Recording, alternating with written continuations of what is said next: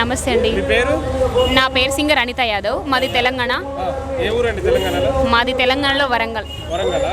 ఇక్కడ జగన్ గారి పాలన గురించి విన్నారా? విన్నామండి. యాక్చువల్లీ అంటే మేము ఇక్కడ ఉండి అయితే చూడలే, కానీ విన్నాం. చాలా మంది ఏమంటున్నారు అంటే ఇప్పుడు వచ్చే ఎలక్షన్లో ఖచ్చితంగా జగన్ అన్న గెలుస్తాడు, నవరత్నాలు అని చెప్పేసి సంక్షేమ పథకాలు ప్రవేశపెట్టి ప్రతి ఒక్కరికి పేదవాళ్ళకి అందుబాటులో ఉండే విధంగా అందిస్తున్నాడు.